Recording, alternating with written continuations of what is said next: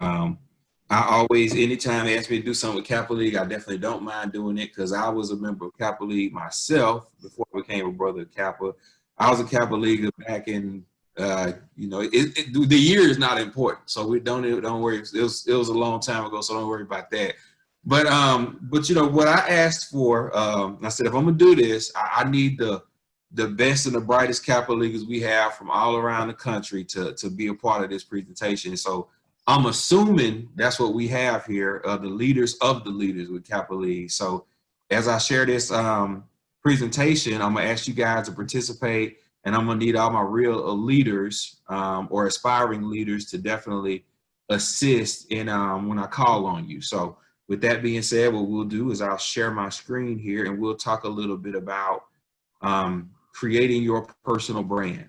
So what does that mean to you when I say creating your personal brand?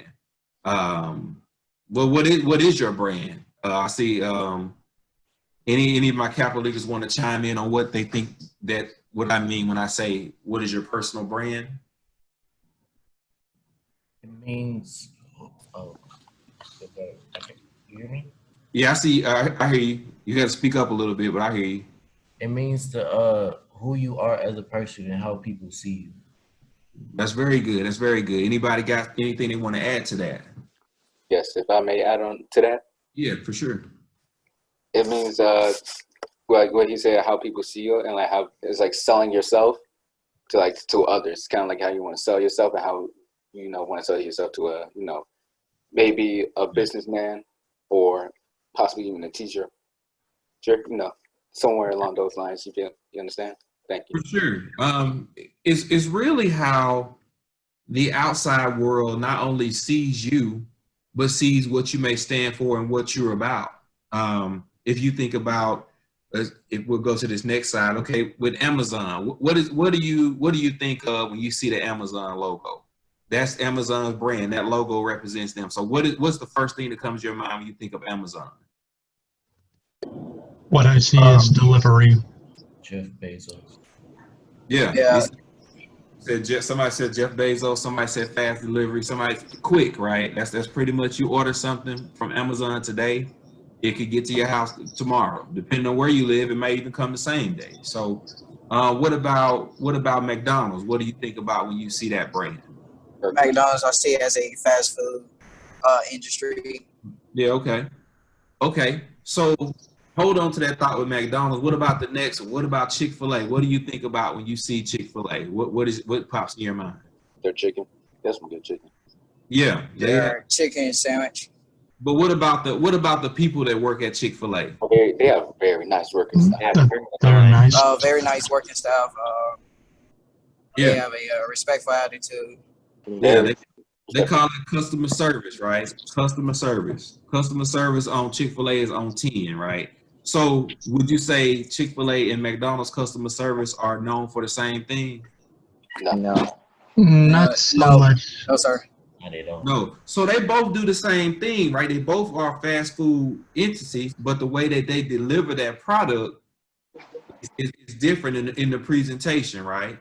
That's like, sometimes if you have a nice juicy steak or a nice Chick-fil-A sandwich, McDonald's, whatever, it might taste good, but if I turn over my garbage can lid and I put that Chick-fil-A chicken sandwich on there, that McDonald's burger, that steak, whatever it is you like to eat, if I put that on a garbage can lid and give it to you, is it going to be appetizing or are you going to want to eat it? No, I wouldn't even want to touch it. Okay, because it's all about the presentation, right? It's all about the image that they portray. The food is the same, but the presentation is what's important. And that's kind of what you also want to think about when you talk about your personal brand. And the things that you do throughout your life and how you brand yourself can be the difference between you being presenting yourself on a garbage can lid with the same knowledge, the same whatever, the same you. But if you present yourself in a bad way, it's going to rub off badly on other people. It's not going to be appetizing. So let's talk about O.J. Simpson, right? So you think about O.J. Simpson. These images on the screen, you see O.J. Simpson. These are before 1994. Heisman Trophy winner, did commercials, broadcasting. You know, when I was a kid, O.J. Simpson was on TV. You know, a stand-up guy, great smile, whatever. That was his personal brand. Now he went through some things in his personal life, and you kids, you probably know this O.J. Simpson right here, right? Getting arrested, you know, other things that happened in his personal life. So it's interesting how you can take your time to build your personal brand brick by brick.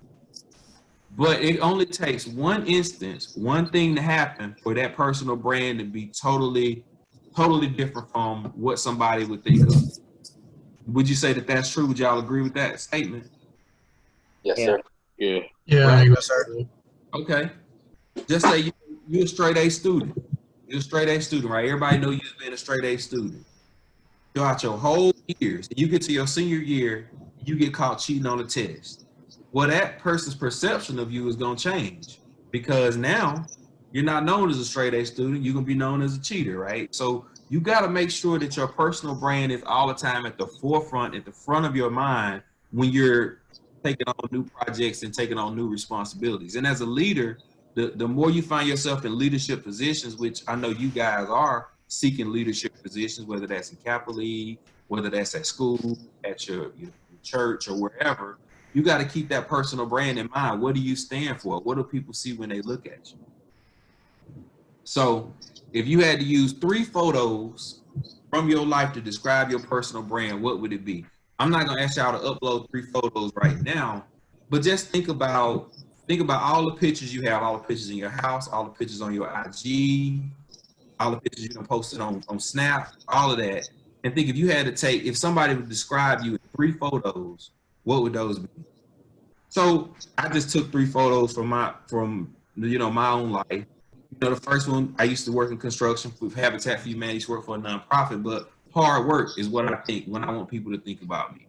The second one is my family. I'm a family person. And the third one is our Capital League, because mentoring is something that's really important to me. So, you know, those were 3 photos, and you could do 10, 20 photos. It was hard to choose these 3, but think about what the image you put out there when people see what you post, what you say, what you think about, and what people think about you when they see the photos and the things that you post, right? I mean, so these are some tips. If you're not really on that personal brand or whatever, you guys are still young. You guys have time to change the narrative, as they say. If somebody thinks one thing, you can get them to think something else. And these are some tips to create your own personal brand. Find out who you are. In what areas do you excel? Find out what motivates you. What characteristics have others complimented you on? If somebody knows you as being a smart guy, somebody knows you being very social, well, then that's your personal brand to them. Decide, is that what you want to be known for? On the flip side, if somebody knows you as a person who's not going to put 100% in, is that what you want them to continue to think? You know, those are some of the things that you want to think about when you're trying to figure out what do you want, what the outside world looks at you. If you were in front of the mirror, what do you want people to see? Determine what you like, determine what you would like to be known for. Your personal brand is more than a reflection of who you are today. It's a roadmap to where you want to go. You know, if you want to be, you know, a senator, if you want to be a doctor, lawyer, if you want to go start your own business, whatever that is, determine where you'd like to go, and that's going to help you develop your map. That's you developing your point B. That point A to point B is going to help you get there. In addition to understanding your existing skills and competencies, examine your strengths and your weaknesses as they relate to whichever industry you want to break into next. Research who you admire, then learn from them. If you want to be a musician, who do you take advice from? You want to be a professional athlete, engineer, entrepreneur, Kappa League president, Kappa Alpha Psi fraternity member. Do you follow those people on social media? Do you see what they post? Have you sought out advice from them on how to get where you want to go? That's another way of developing your personal brand, because that person is going to identify you as a person who's trying to achieve more than the next person. You know, if you want to be, you know, I talked about Amazon. If you want to start your own business, do you follow Jeff Bezos on Instagram or Facebook and see kind of what he posts? Do you read books? If you want to be a musician, have you read books by famous musicians and see what they did to get there and see if that might work for you? Figure out what you can learn from those people, and that'll help you develop that brand as being a person who wants to be known for that thing that you want to do. Embrace networking.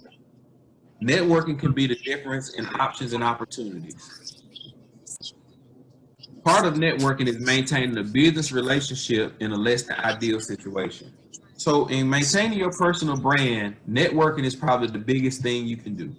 You know, just say you wanna make some Kool-Aid, right? I don't know if y'all drink Kool-Aid, that's probably maybe before y'all time, but if I have sugar and I network with somebody that has water, and I network with somebody else that has the jug or what I'm gonna put it in, then we all network and we can all come together and do something what we're trying to do, right? So that's what you want to keep in mind when you think about networking. Not only how somebody can help you, but how you can help them. You know, I think a lot of the brothers on this call could definitely be doing other things with their life right now, but we're networking with you because we want to provide a service to you.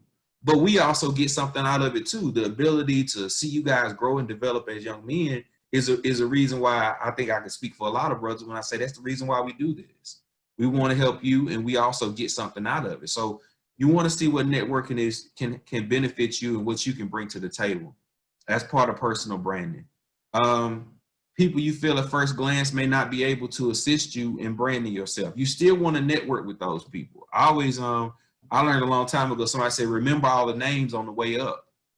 You know, it don't matter if it's somebody you might feel that's insignificant to where you're trying to go, still take that time to get to know those people.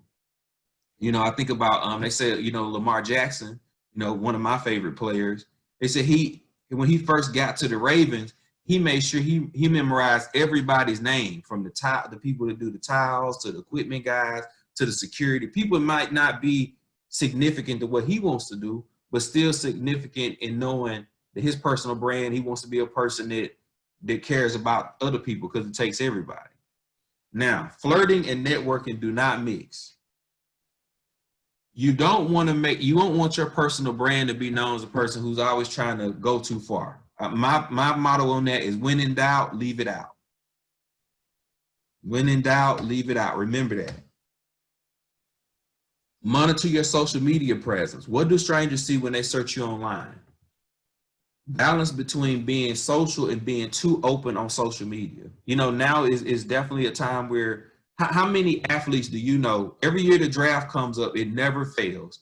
There's somebody that tweeted something way back in 2010, and when they get ready to get drafted, somebody pulls up that old tweet, or somebody get ready to, you know, find a picture on social media that they thought they deleted. So you make sure that your social media presence is probably the biggest thing you can do to affect your personal brand now, because we live in a digital world. So you make sure that, you know, take a minute to look at that social media profile and say, okay, what if somebody's seen this? How would I feel if this would it taken out of context or whatever? And like I said, when in doubt, leave it out. You can also always give your personal views, but make sure that those views are the views that you're willing to stand behind if that comes back later on in life. So remember that your brand is just not online. So, you know, for right now, I would just give maybe 2 or 3 minutes. If brothers want to chime in on anything I said, or if not, that's pretty much the end of my presentation. So, you know, definitely keep that in mind. And right now, I open up the floor to, you know, maybe 1 or 2 brothers if they want to add something. If not, then thank y'all for your time.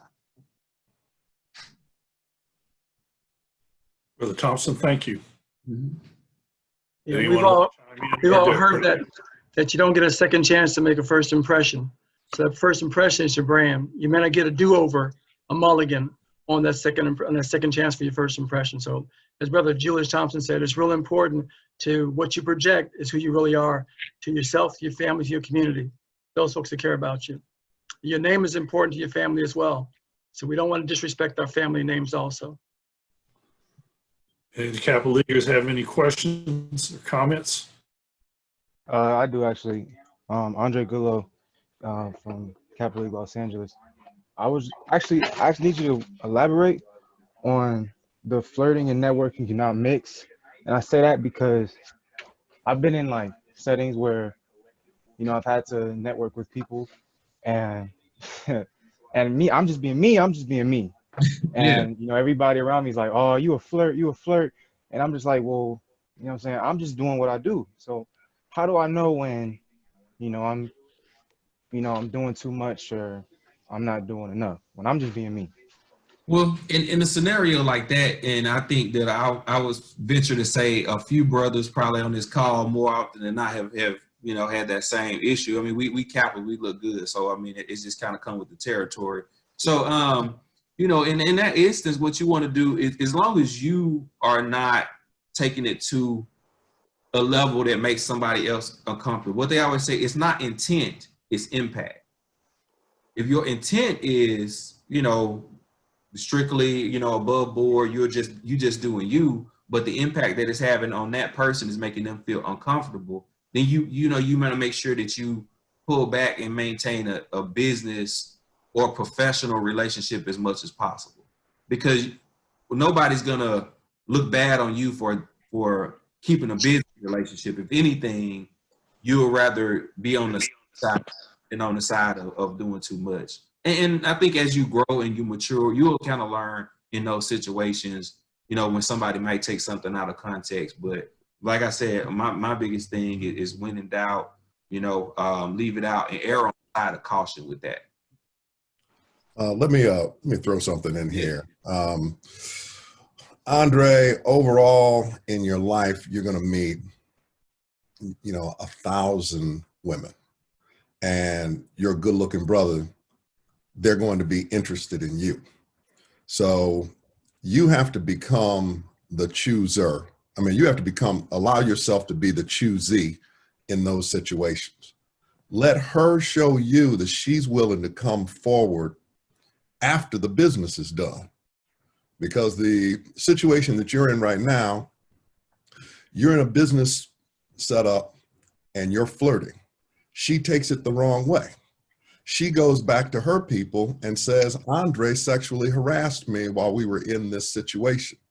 Now, not only is all your business with her and her people done, but now she can go around and tell everybody that you sexually harassed her, and that becomes your brand. So the safest situation for you to do is to keep it business. And if you feel that attraction, let her step to you. But you don't be the one to take it from business to personal. And I would say even furthermore, let that be in the second interaction, because the first interaction, you don't want your first interaction in a business situation to be that you was coming in there and hitting on all the fine women. And part of what that is too, is that because you're a young, articulate, good looking brother, when you walk into a room, every woman that's interested in a young, articulate, good-looking brother is already looking at you, right? And that's what we know as Kappa men, is that when we walk in the room, the women are already looking at us. So we have to weed out all of those problems. We don't introduce that into our lives, and we don't invite it to come in when there's business to be done.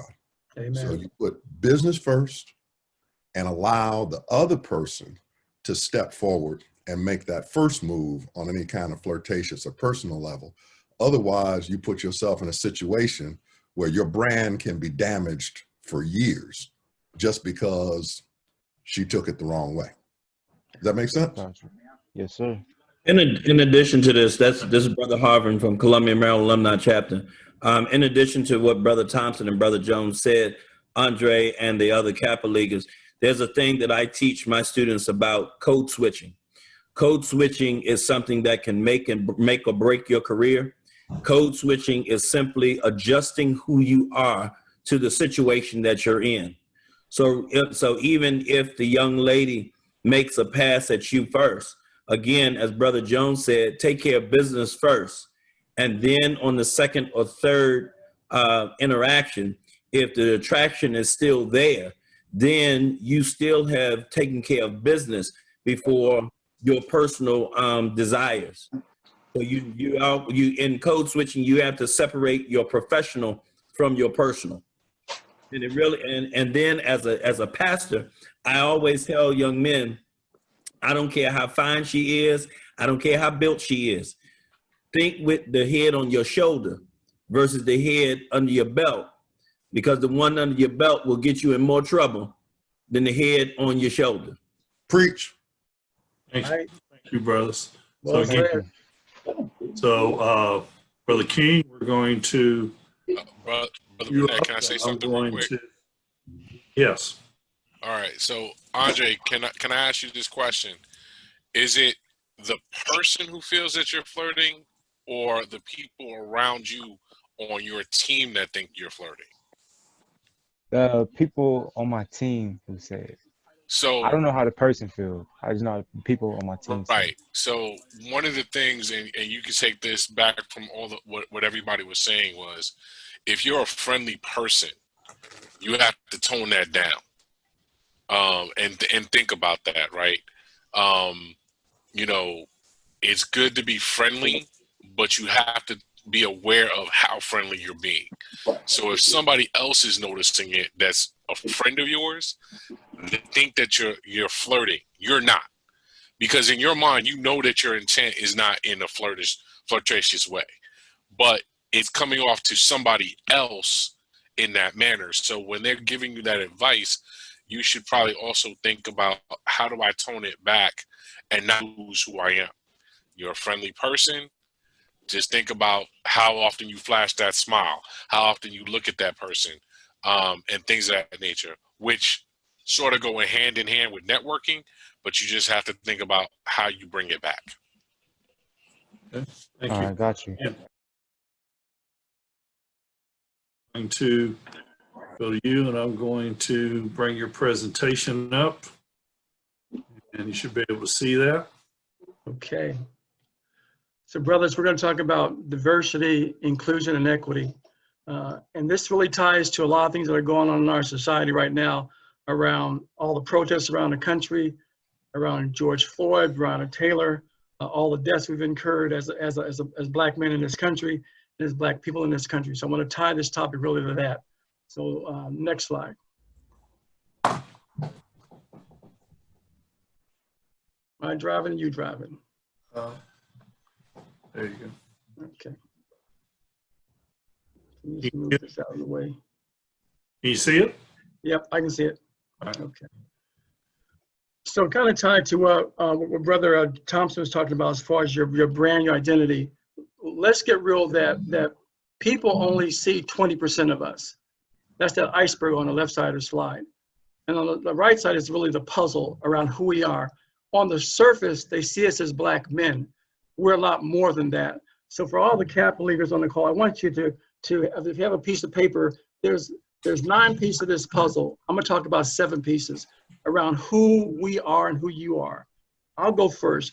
I'm a father, I'm a Kappa, I'm a singer, I'm an LGBTQI ally, I'm foreign born, I'm a political scientist. So when you see me, you don't see those other pieces. You see a black shell, you see a Black man, you see my skin, you see the tone of my skin, my hair color. You don't see the other parts of me. So my point is that you are more than what people see.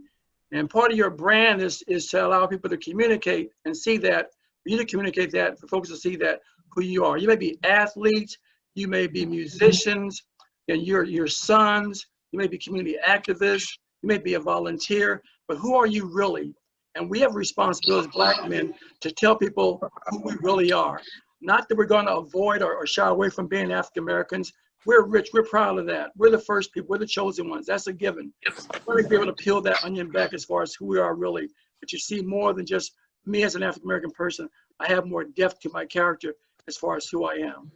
Okay, so again, 7 pieces to the 9 pieces in this puzzle. I want each of us to write down 7 as far as who are you really. And we're going to come back to that in just a second. Next slide. So in this whole conversation around identity, The first leg of the stool is around diversity. And the diversity on this slide is defined as our race. We talked about that, African American men, our ethnicity, where we're from, gender, our sexual orientation, our socioeconomic status, our age, our physical abilities, religious preferences, political beliefs, and ideologies. But there's one diversity piece on this slide that purposely is missing. I want the capital leaders to kind of tell me which piece do you think is missing as far as diversity, who we are really. Which piece is missing?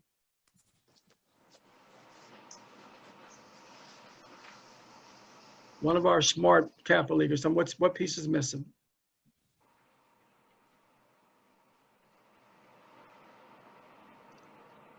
And there's a hush over the crowd. We are. I feel like it's the social economic statute that we're missing. Okay, that socioeconomics is there, my brother. It's already there. What other piece is missing? I want to say like our unpredictable, like our own personality, our individual personality. Okay, that could be a piece that's missing. Personality, yep. Education. What's that? Education. Okay, education is missing, yes. Okay. Interest. Interest could be missing, yes. Okay. Let me help with that. It's kind of embedded in age. It's called generational diversity. So right now there's 5 generations operating on the planet. And I call them builders, boomers, busters, bridgers, and beacons. And builders are people that are in their 70s. Boomers are folks, their age-wise are like 60 and 50. Busters are folks in their 30s. They're called millennials. Bridgers are folks in their 20s. And beacons, what I call the hopeful generation, are you guys in your teens. So beacons in your teens. So generational diversity is also the key aspect of diversity. It really peels back the age as far as diversity is concerned. So again, we are comprised of a lot of these different variables in diversity. So right now, a problem in America is that we're still struggling with honoring and valuing diversity, individual diversity and diversity around these different categories. Next slide.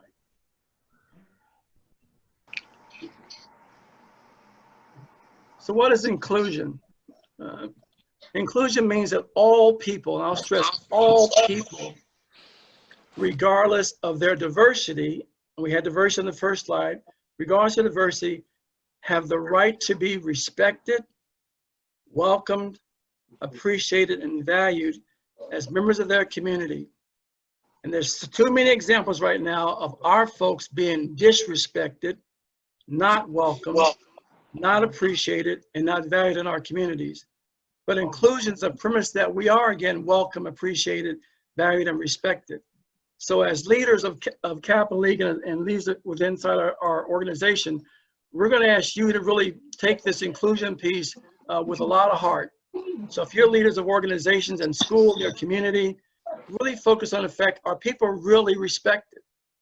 Are they welcome as a result of their diversity? Are they appreciated and shown appreciation? Are they valued as members of their community? Inclusion also means that all voices are heard. We've had a lot of peaceful protests around the country the last several months. Peaceful protests. But somehow on the other side of that, folks haven't been so peaceful. They haven't treated the protesters with respect. They haven't been welcoming. They haven't valued them. But all voices should be heard. And also, inclusion includes being in the room when it happens. I'll take that from Hamilton. Being in the room when it happens. You know, going to city council meetings, board of education meetings, but being in a room where it happens, where decisions are being made. So the protests are great, but if we're not in a room where the decisions are being made, where it happens, we're not being more inclusive. If we're not being invited in or putting ourselves in those rooms, that's inclusion. It also means having a seat at the decision-making table. We all know as African-American men that white males rule America. They dominate every sector of our society. They're the power brokers. 98% of the folks in the Senate, US Senate, are white men. 96% of governors are white men. 96% of folks who control the media are white men. So we're somewhat at the behest of white men because they're decision makers. But we've got to ensure that we have a seat at that decision-making table. And when we do, we can't be shy about our agenda. We got to be courageous, God-fearing Black men around our voices being heard and our agenda being taken seriously. That's the inclusion for all. Okay. Next slide. Next slide. Okay. So equity. So let's go back to, so diversity is something that a lot of businesses focus on. I'll say after the civil rights movement through the early 2000s, we began to talk about inclusion. You know, who's around the decision-making table, whose voice is being heard. But now the operative word is around equity. I want to draw your attention to this slide, developed by a consulting company called Deloitte. So equality is the same solution for everybody, regardless of their position in life. Equity is making allowances for those who have some disparities. You look at that second part of the slide. So the shorter person on the right is going to need 3 boulders under them to be able to see the mountainside. That's equity. It means the same size doesn't fit all. Okay? Different starting places in life, different solutions needed to give that person a chance to be in the game, to see the mountainside. Equity is removing barriers. Okay? Equality, same solution for everybody. Equity, different solutions based upon your circumstances in life. And equity is removing barriers. So we know as African Americans that we came here as slaves on a ship, 3/4 in the Constitution, property. So we've been behind the entire time. And the US government had put laws into place, even prior to Jim Crow, to give white folks an economic advantage over us. So we've been behind. So separate but equal doesn't really help us move forward. Equity to some degree, but we need barriers to remove. So there are no barriers in place. So we get that equal chance in the race to pursue the American dream and fulfill our God-given talents and dreams as Americans. So equity is really moving barriers. So right now, a lot of folks are talking about structural, systematic, institutional racism. That's about removing barriers. The protests are fine, but if we don't remove barriers and get allies and advocates to help us remove barriers, we'll really be back to talking about equality or equity in this slide. So what is equity? It's fair and just treatment. We all know as Black men in America that sometimes we don't, well, not sometimes, most of the damn time, we don't get fair and just treatment from the large society. But that's what equity really is. It's access to capital, resources, education, opportunities, and advancement. To ensure that America fulfills their promises, Dr. King said, we have a chance at this American dream. Equity is also ensuring that there's a level playing field in terms of laws, rules, executive orders applied evenly and consistently. We know as Black men that for the same crime that we commit as a Black person, a white person will get a lesser sentence. That is not equity. So for those of you who may go into the criminal justice system, may become lawyers, we need to really march on equity. Laws that are applied evenly and consistently. Equity also refers to the recognition that diverse groups face barriers. You know, all groups start from a different position in life. We started on the belly of slave ships. We've had the civil rights movement. We're still trying to get our freedom in America. We're searching for equity. So to summarize this, we want our diversity honored. We want to be included, a seat at the table, a decision-making table. We want equity in America. Same rules applied evenly, consistently, and fairly from an equity standpoint. So I said all this pretty fast, trying to get us back on time. Let me go back to the second slide with the puzzle. So let me get a couple of you Capital Leaguers to tell us really, beyond what we see you as, who are you really? Let me get a couple of volunteers. What are the pieces to your puzzle? I can volunteer. Yep, go ahead. So my name is John Mean Sherman. I'm part of Petersburg Capital League. So who am I as a person? I am a GROTC cadet, and I hold a leadership position in there. I am a football player and a wrestler. I have a 4.0 GPA. I take dual enrollment classes, which is college level classes, which I'm trying to get my schedule for next year currently right now. My dream is to go into the military as an officer. I want to either go to the United States Naval Academy or West Point, but if I can't get into those academies, I'll probably go to BMI or Virginia Tech, where the Corps cadets are. And I'm also currently the captain of the wrestling team.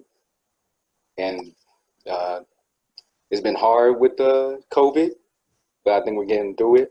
I'm still maintaining my grade, maintaining my health, and I'm taking the SAT soon. I've been studying for that. But it's been rough, but we're getting through it. Me and my family, we've been doing well. Okay, thank you so much. Your brother Tom's talked about the narrative. So below the iceberg is really our narrative. Dr. King talked about the content of our character versus the color of our skin. Both are important. But people need to know who we are really. And that's what's below the iceberg. That's who your personal puzzle is. It's also tied to your personal brand. We talked about diversity, inclusion, and equity. Right now, we're asking America to honor our diversity, to include us around the decision-making table, and to pursue equity, fairness for all as African-American men in this country. We've been here for over 418 years. It's time for more equity for us as people. Any questions for me on this section that we've covered today? Comments or questions?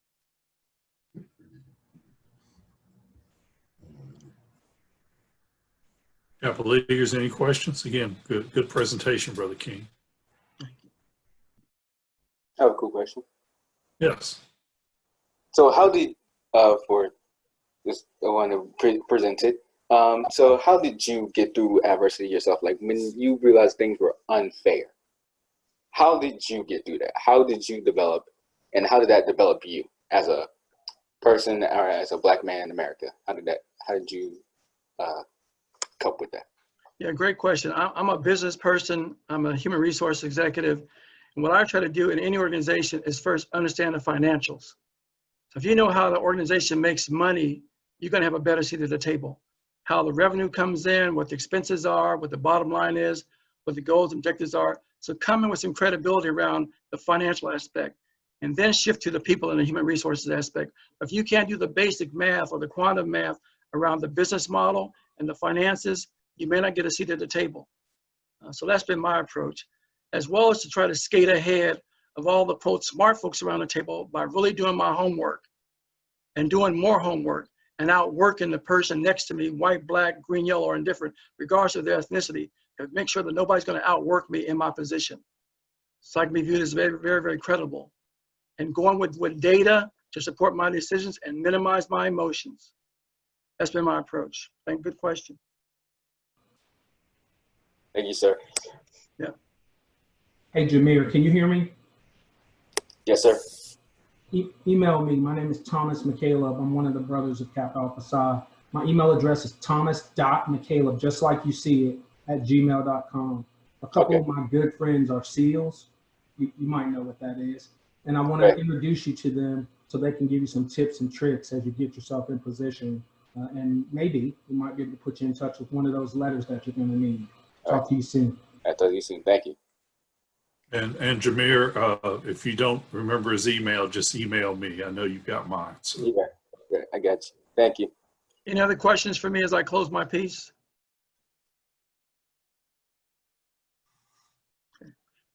Brothers, anything you want to add on the topic of diversity, inclusion, and equity? Any other brothers want to add? One of the things that I would add to that, Brother King, is again, one of the things that you highlighted is outworking everybody that was working beside you. Again, I teach ethics, and one of the things that I teach my students is facts are not feelings. When doing business, you cannot operate out of your emotions. You have to base your decisions on what you know and not what you think. So even when you go to class, before you go to class, make sure you study the subject that is being discussed so that you can answer the question based on what you know, not playing a guessing game. And the same thing works with in the work world. You're being paid based on what you know, not based on what you thought. So Brother King, again, great presentation. I thought I saw you on earlier. Chairman, I'm here. What's going on? You have slides, or what do you want to present? Or Yeah, may I share my screen? yep, you should. Yep. I think I set you up so you could share your screen. Yep, there you go. All right, perfect. Do you see it? Yes. All right, let's go ahead and get started. So before I actually start, Jameer Sherman, I want to be like you when I grow up. You're like Black Superman in high school, man. Really proud of what you're doing. For those that don't know, Petersburg is in Virginia. I'm from Virginia as well. To the NKL, Virginia has something to say, and that's all I got to say. Hey there, everybody. My name is Hilton Cole. Today I'm going to be talking a little bit about STEM and specifically some facts and cool things happening in the technology industry where I currently work. Hopefully by the end of the presentation, you'll be more knowledgeable about working in technology as a career choice. So before we jump into the meat and potatoes, just a little bit about myself. So just like a lot of you, I started as a Kappa Leaguer a little under 10 years ago when I came out in 2011 at a high school. I understand a lot of what you're going through right now, and I'm doing my best to build a program in Dulles-Leesburg, Virginia, that's relatable and driven by youthful ideas and innovation. I attended and graduated at HBCU, Norfolk State University, got my MBA from the University of Maryland just a few months ago. This is my second year as a Guidewright chair, and then I work professionally as a data analyst over at MicroStrategy. So fun fact about me is that when I'm not working, when I'm not doing awesome stuff for Guidewright, I am a fanatic of fitness. I love playing video games, specifically RPGs and fighting games. And if you see the screen at the bottom, I have my gamer tag at the bottom. If you wanna try your hand and get beat. I'm also a part-time chef. You can also see a lot of my food on my Instagram account. So really a quick activity that I wanted to do. So on the left of the screen, you see an image of my phone. I took that a little bit earlier today. So, excuse me, Brother Cole, could you speak up a little bit? I got some feedback. There were some people having a little trouble hearing you. No problem at all. Can you guys hear me better now? I'm just moving my laptop closer. Yep, that's good. Okay, cool. That's better. I'm like, my screen is like right in my face. It's all right, good. All right, so on the left is a picture of my phone. So I wanted to know, let's do a group activity right now. What's on your phone? So what I want you guys to do is raise your hand or put the hand in the camera if the app comes up on the phone and you have it already installed on your phone. All right, so raise your hand if you see an app on the right side on your phone that's on your phone. Ready? So who has this app on their phone? What about this one?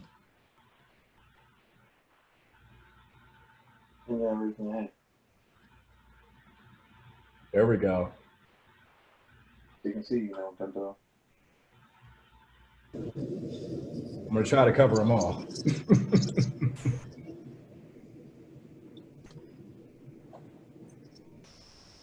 That bottom left one, y'all should delete that. Remember what the last brother said. Keep it in your pants. Shouldn't have Tinder. Anyway, this is just, hopefully you use one of these apps today.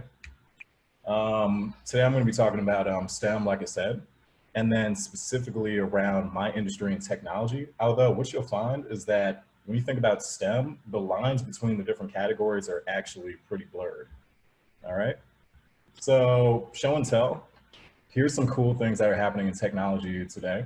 So we have extended reality where if I were to hold up my phone and I were to go outside and look at that building, I could see information about that building. If I were walking by McDonald's, for instance, I could see the reviews of that McDonald's, you know, right from my phone as I'm opening the camera app. You know, we have wearable technology. I have my little tracker. I'm not sure if any of you guys have a Fitbit or a smartwatch or whatever, but this is taking over the world too. It's not just watches, it's glasses, it's other wearable technology, anklets, shoes, all that.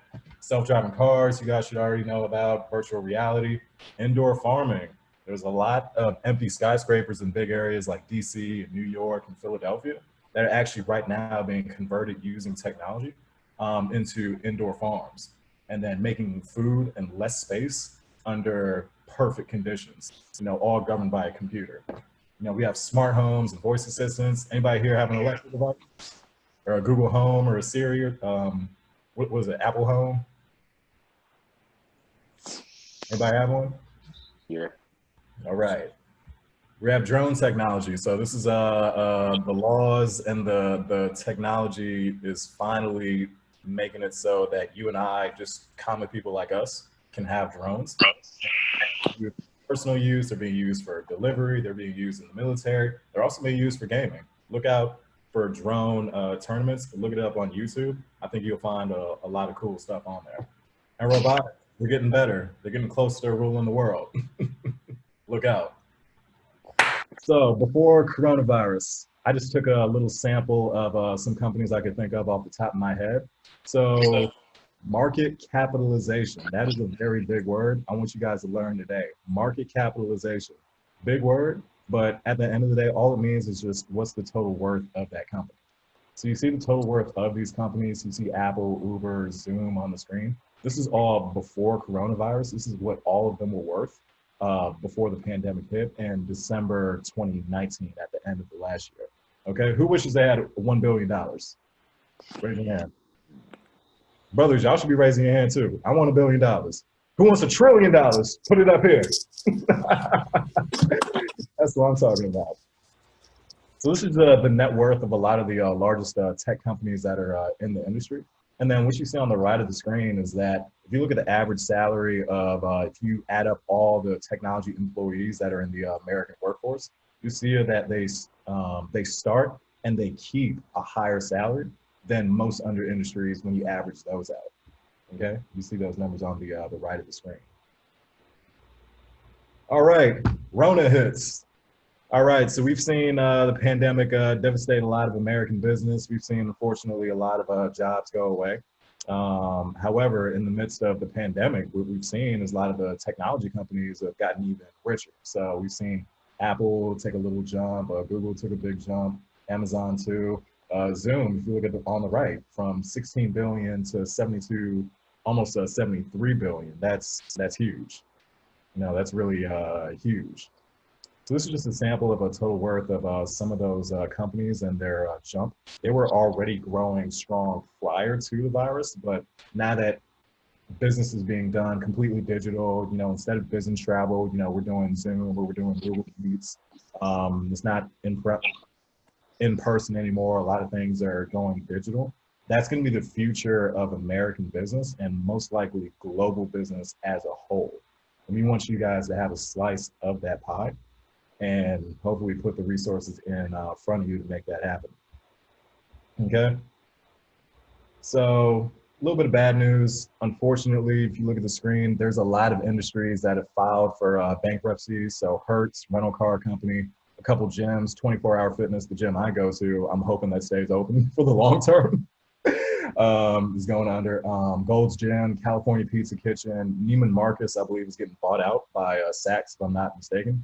Chuck E. Cheese, the XFL, which I don't know if that's coronavirus related, but they had filed for bankruptcy, and then Modell's Sporting Goods. And then some industries on the right that are going to be struggling probably for the long haul are retail, hospitality and tourism, local banks and your local finance, your local tax advisor, arts and entertainment, and those that work in the transport industry, whether it's ground or specifically by air travel is going to be limited. So there's a lot of crazy stuff that's happening right now. We understand that not everyone is fortunate. There's been a lot of pain that's been generated by the virus. We completely get it. The world around us is changing, but I'm an optimist. I challenge you guys to think optimistically about everything that's going on right now. The world around us is changing, but it presents a new challenge for us to innovate and create the next world. You know, there's a lot of companies out there that have gotten a head start. And it looks like, you know, the crazy things that they were talking about, the building the future, are finally starting to pay off and look good now. And they're getting paid quite lucratively. You guys know what lucratively means? Yes. It means this. All right. So the future is being built right now by go-getters and dreamers, and it's up to us to make it happen. So 2050, 30 years from now, is probably going to look something like this. Maybe not. If you look at the guys on the right, these guys are trying. These guys are going to try to get as close as they possibly can. Can anybody tell me who this is right here? Jeff Bezos. That's right. What company does he run? Amazon. Who runs Amazon? All right. What about this guy right here? I wish I could zoom in. I'm sorry. It's in presentation mode. Anybody? Bill Gates. Close. He does look a little bit like Bill Gates from the shot, but that's not him. This is Tim Cook. He's the CEO, the current CEO of Apple. So you guys have an iPhone right now. It's because of him. You guys know who this is? Mark Zuckerberg. Mark Zuckerberg. You guys know what he does? Facebook. Facebook.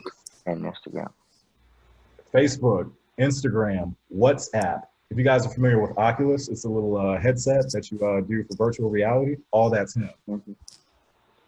This one's going to be a little bit of a challenge. You guys know who this is? Elon Musk. Elon Musk. Somebody tell me some of the crazy stuff that he's trying to do. He's like trying to go to Mars and try to like build civilization. That's He's right. the owner of SpaceX and Tesla. SpaceX, Tesla, Solar City, the Boring Company. I challenge you to look all these companies up if you don't know. I think you're going to be really wowed out by the stuff that he's building. A little bit of a weirdo, but very, very, very strong businessman. I'd like to have a conversation with him one of these days. Almost every innovator is a weirdo in its own way. Hey, Kayvon, that was, did I pronounce your name right? You were absolutely right. Can you say that one more time for me? Yeah, almost every innovator is a weirdo in its own way. It's Kevon. Every innovator is a weirdo, but we're not going to say weirdo here. We're going to say that they're so driven by their vision, they're so driven by their purpose that they're going to turn off a lot of people. And a lot of people aren't going to see the big picture until it's already too late and they're a billionaire and you're not. That's what Elon's doing. So life's all about solving problems, and if you can make money doing what you love and solving those problems, you really found a sweet spot that a lot of people in their careers can't say that they have. You know, being able to solve problems, make a lot of money, and then have a lot of fun at the same time. And then being in the technology industry, you don't necessarily have to be an engineer. So obviously we do have software engineers that actually contribute to the code or contribute to the design or the research or whatever that it is to make that innovation, that technology, whatever that is, go. But you need people to sell it. You need customer support when something goes wrong. You need brand managers. I forgot the gentleman who gave the presentation ago about the value of a brand. That does mean something, especially in the age of social media and the cancel culture. All right, you need researchers. If you think you're awesome at doing book reports, we need you doing book reports on the latest and greatest technology and how we can monetize that and how we can make a profit off of that. Okay, what new technologies that we should be integrated? What new technologies should my business be adopting? Whatever that is. Graphic artists, if you like to draw, there's a lot of good money in graphic art. This is, let me go back a few slides right here. That is not real. Somebody drew that. Okay, somebody is drawing the brands and the icons and the models that all of these guys use, the websites and the application interfaces that these guys use for their business. You know, somebody drew all that. Imagine getting paid $1 million because you sold a trademark for an Apple icon on a white background. Imagine that. All right. If you're good with money, you need financiers, and maybe you don't want to be in the technology industry. Maybe you want to be in an investor. If I know all of you guys are going to be successful, when you guys get to your first million, okay, let me take half of my net worth and let me invest in something else that somebody's doing right now. If I were to invest in Amazon back in 1999 or 2000, the stock would have been $3 or $4 right now. These days it's hovering around 2000. Times how many stocks that you have, you'd be a very, very rich man if you got in back when Amazon was really cheap. So you need investors in the industry too. And then most importantly, you need visionaries, you need entrepreneurs. You know, a lot of the stuff that we have right now in terms of our phones, the apps that we use, you know, self-driving cars, a lot of the stuff I showed in the last slide, people would have laughed at you if you were to pitch that idea 20 years ago. But guess who's laughing now? The people on that last slide, okay? And then if you have an entrepreneurial spirit where you don't want to work in the tech industry, that's completely fine too. Everybody on that last slide that I showed is an entrepreneur. They got it from the ground up. And then what you find is that when you're innovating and you're innovating in technology and you have the skills and the know-how to actually put it all together, what you find is that the cost of entry to get into that industry is really low if you have the skills versus getting into retail. If you want to be a fashion designer, you have to make a whole bunch of stuff and then ship it to a whole bunch of people and have a whole bunch of inventory and stuff moving in and out. You know, that's a very expensive operation to run. If you want to run an airline, good luck buying a plane, dude. Good luck buying one plane, let alone many. But technology, if you know how to code, or if you don't know how to code, if you just know how to sell an application, if you know how to preach the value of whatever that technology is, you can make a lot of money doing that as well. Let's break down some stigma. So these are not geeks right here.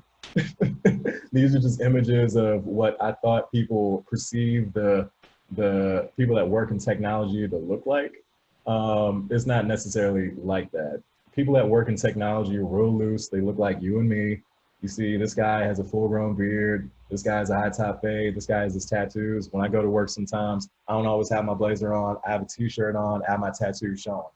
And sometimes my rollie. I don't have a rollie. I will though, one day. It was really loose. So the technology bubble, or the employees that work in technology, we encourage a spirit of innovation. We're not necessarily worried about what you do or what you wear or how you present yourself, even though I do recommend that you present yourself professionally at all times. You know, we're more worried about the ideas that you bring to the table, and then your ability to execute and bring other people on board. So that's the end of my presentation. So what comes next? So as I understand it, here's my NKL challenge to you. As I understand it, STEM is still a really big thing that we're trying to pitch at a national level within GuideRight. Correct me if I'm wrong, Brother Chairman. But ask your local GuideRight chairman what their vision for STEM in your program is. They might not have anything in the next year or so because everything is kind of up in the air right now with planning. But if you're a freshman in high school right now and you're going to be, you know that you're going to be in Capital League for 4 years, ask them, what are we doing about STEM? What are we doing to partner with other STEM organizations, or have somebody come speak to us, or whatever that is.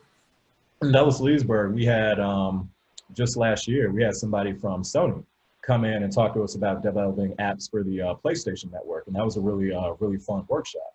So ask your GuideRight chairman about what we're doing in that space, what we're doing to create that interest around innovation and technology. Find a mentor, okay?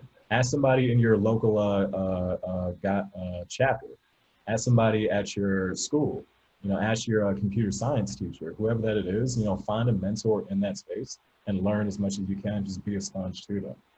Any of those apps that, you know, we showed, going on to the next point, any of those apps that we showed on one of the previous screens, like really do some research on that parent company, how they got started, you know, what was their initial vision and where are they right now?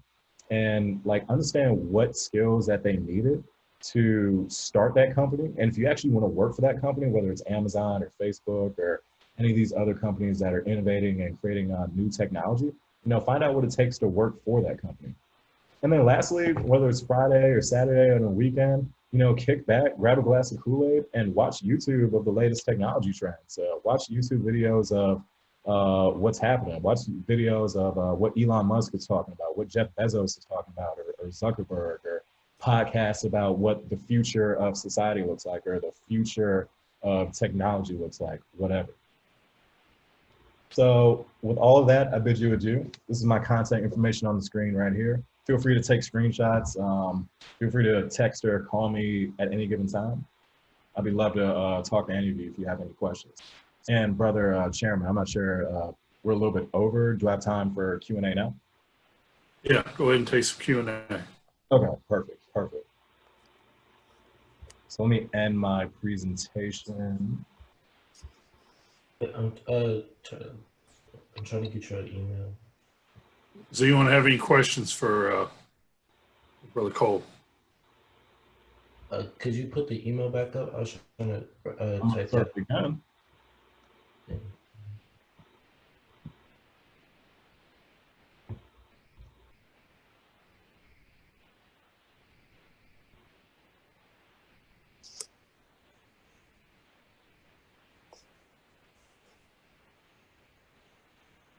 All right, we good? Any questions? question? Yeah, go ahead. So what was the most difficult part for you in your process in becoming where you are today? Yeah, like what's the most difficult thing you had to face? I think the most difficult thing is what you guys might have missed earlier in the presentation, because I was talking kind of fast, is that I started my career in liberal arts and just general business. My initial intent when I came out of high school was to be in the Secret Service or do something government related. I actually did that for 2 years, and I saw some stuff that happened behind the scenes that I'm not going to talk about today because I'm going to get in trouble.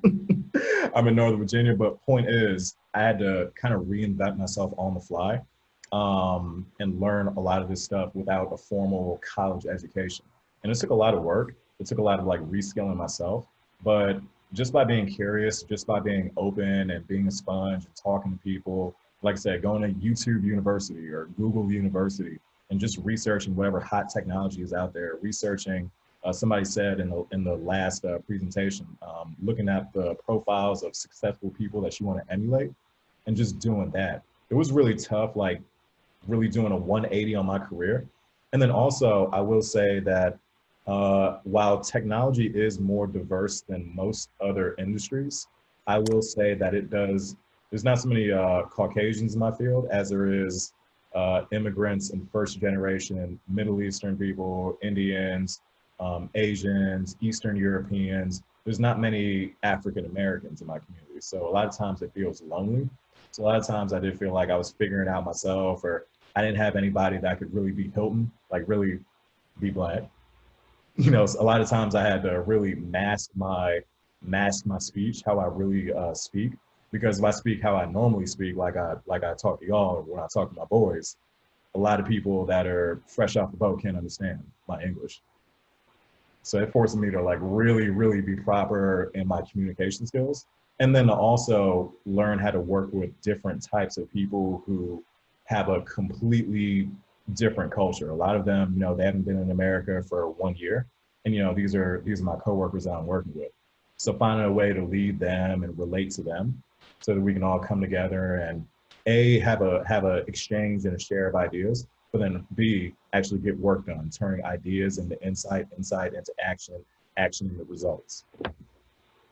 Hopefully that answered your question. It did. Thank you, sir. No problem. Any other questions?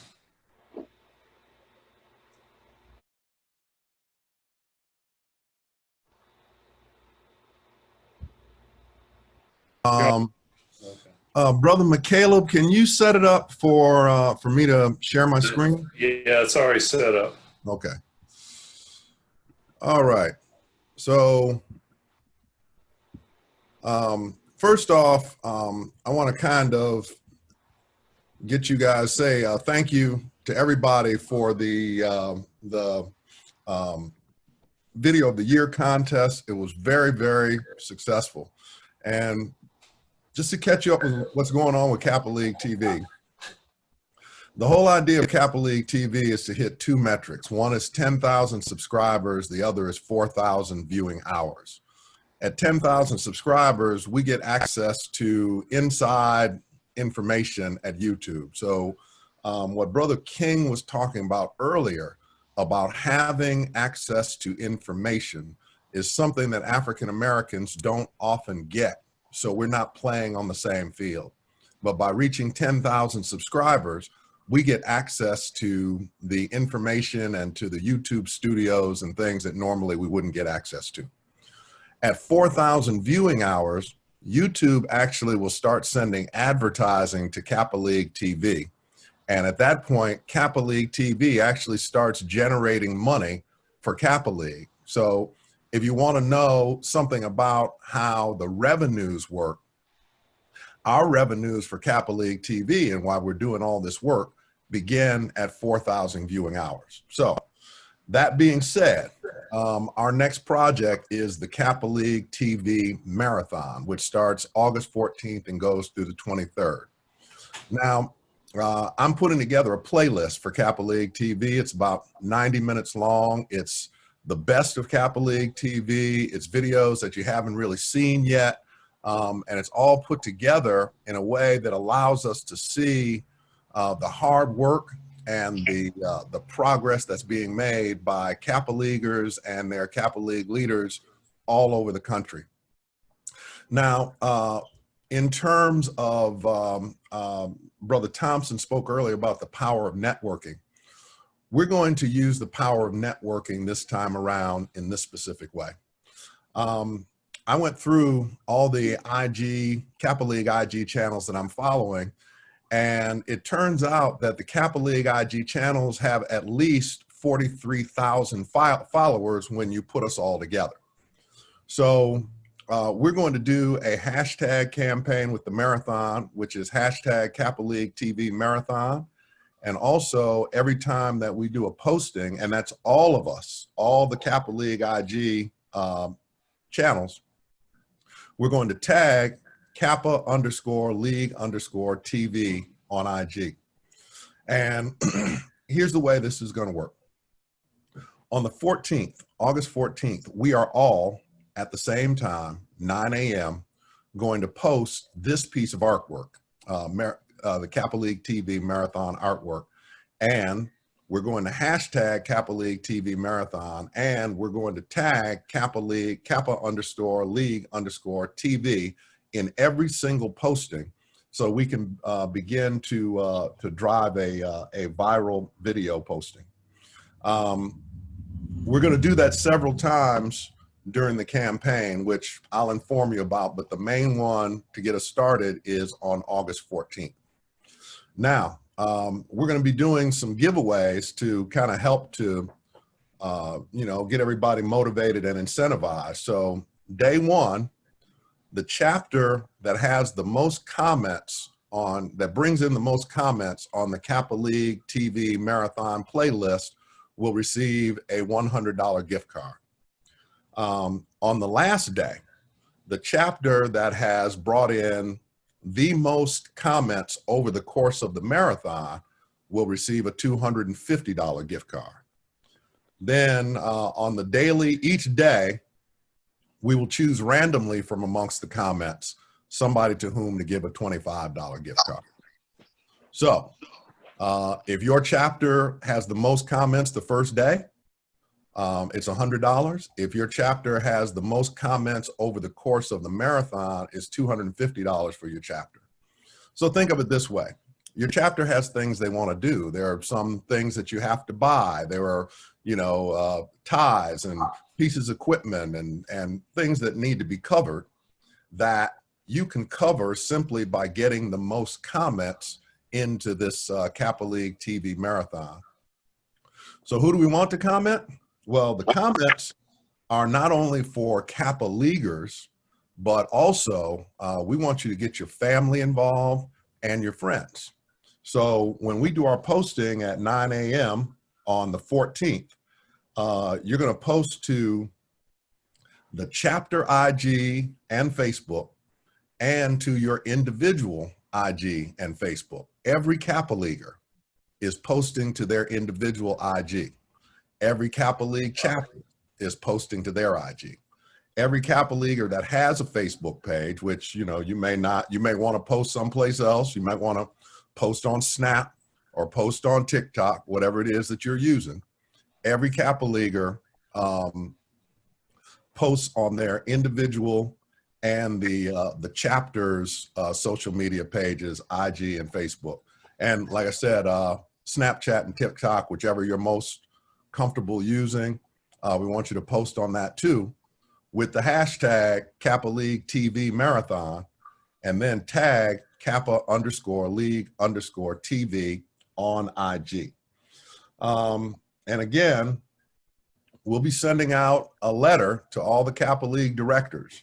And we want for you to then, or sending out an email to all the Kappa League directors.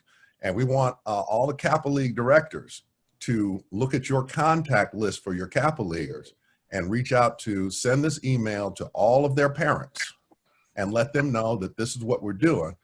Because it might be hard for a parent or a relative to get a sense of what a global initiative Kappa League is. They see what you're doing in your chapter, but the people in DC don't see what's going on in LA. and the people in Orlando don't see what's going on in Sacramento. And so we want to use this marathon to bridge the gap and to build our brand as a nationwide mentorship organization, the oldest and most successful mentorship organization in United States history.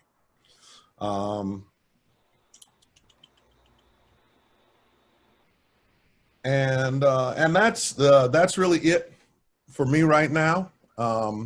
This marathon, the reason we're doing the marathon is to build up viewing hours. So right now we're at 1,100 viewing hours, and we want to get as close to 4,000 viewing hours as we possibly can. And here's how this will work best. Let your family, your friends, and everybody know to let the playlist play all the way through. And once they get to the end of the playlist, then, you know, make your comments. And then you can run that playlist in the background of your computer for the rest of the week. You just tap it on, turn the sound off, let the playlist run. And that all counts as viewing hours for Kappa League TV. And once we reach 4,000 viewing hours, it's also going to, it will help us to monetize the channel.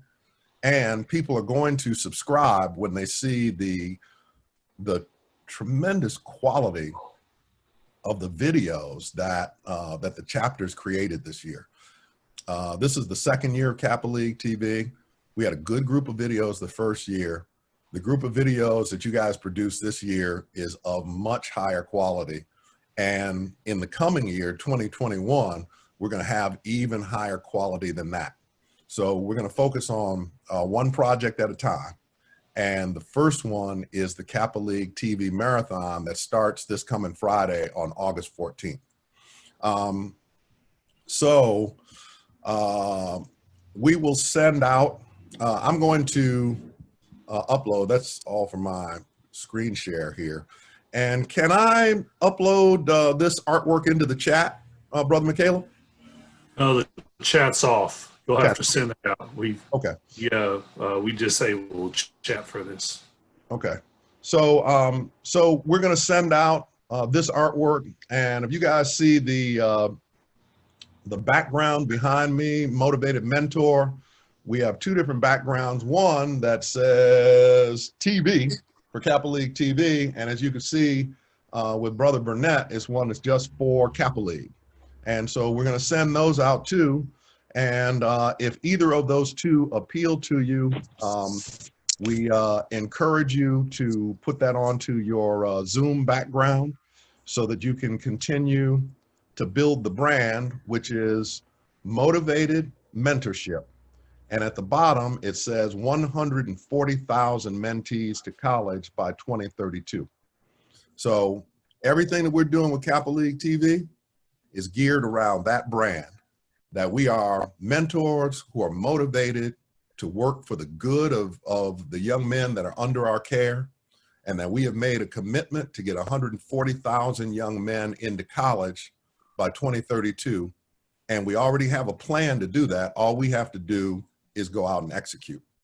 So that's it for me, Noob. Brother Burnett, I will get you and Brother Hasib the information that you need to be able to get this out to all of our Kappa League directors.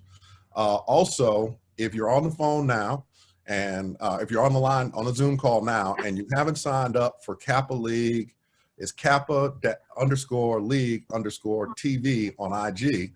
I ask you right now to pull out your phone, go to your IG, sign up for Kappa League TV on IG, right? I see a couple brothers are doing it now. Pull out your phone, there you go, your phone, sign up for Kappa League TV. Because, and just to close it up, when we look at our Kappa League chapters on IG, we actually have some chapters that have, you know, 1,000, 1,500. Mobile is the largest Kappa League IG with 12,000 followers.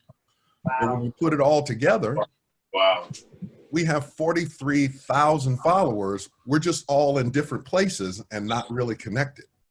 So we want to take this first opportunity to use this platform to work as the Kappa League network instead of individual Kappa League chapters. And if we can make this happen, Noops, then we open up a whole new world of possibilities of how we can operate online as a Kappa League IG network or a Kappa League social media network, which allows us to promote all kinds of things. So this is the first time we're going to give it a try. So I want to ask for everybody's support on this, and let's go out and make it happen. Are there any questions? I just wanted to thank you, Brother Jones. I just want to thank you for doing this. This is an amazing opportunity. There are not too many things that we can do that don't cost any money, that will yield money for us. So I just want to thank you for putting this together, and I hope everybody really takes an opportunity to go ahead and partake in this adventure. Reach out to everybody in your contacts, copy and paste it, let everybody know, because it's going to come back and it shows dividends for the Kappa League as an organization, not just locally, but nationally. So again, thank you, Brother Jones. Absolutely. Absolutely. I just want to say one thing we learned during the Video of the Year contest is that if we reach into our families, so all the Noops have, many of us have wife and kids. All the Kappa Leaguers have a mom, probably brothers and sisters. You got a dad somewhere. If we all reach into our families and ask them to support us, they will support us without question. And the reason why the Ann Arbor Ypsilanti Inkster Kappa League brought in so many, they brought in like 350 subscribers, is because they took the information, everybody went home to their families and made it a family event. And they brought back, a third of all the subscribers for the Video of the Year contest. And Brother Bailey did something similar where he, opened it up to his whole social media, went to the places with the people that works with, the other social groups, and really pushed on them to support. And they will.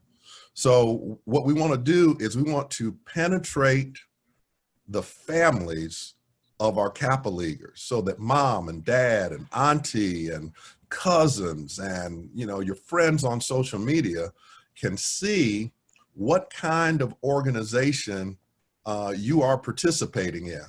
And just to close it up, I'm doing some work with Pizza Hut now. I've been their national spokesperson in Great Britain and in Canada for the last couple of years.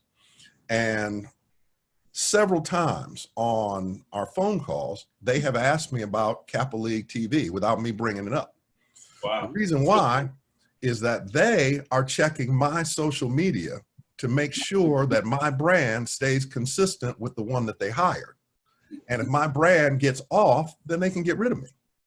So I make sure that in my social media, I post about Kappa League TV.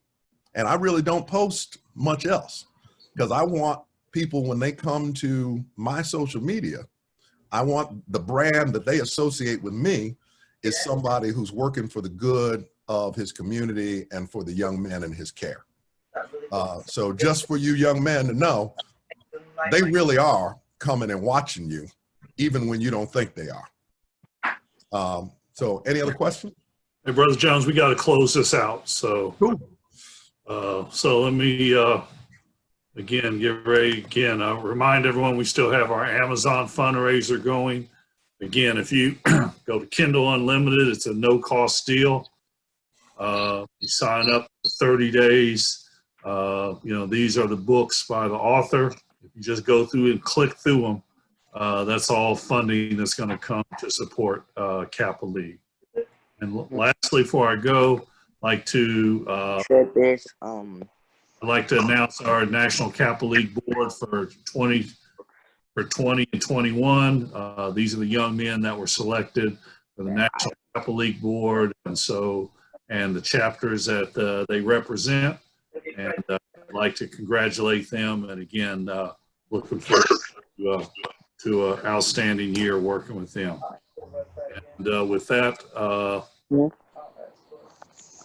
I will wish you all a good week, and be safe, be healthy, and thanks a lot. Yo, brothers.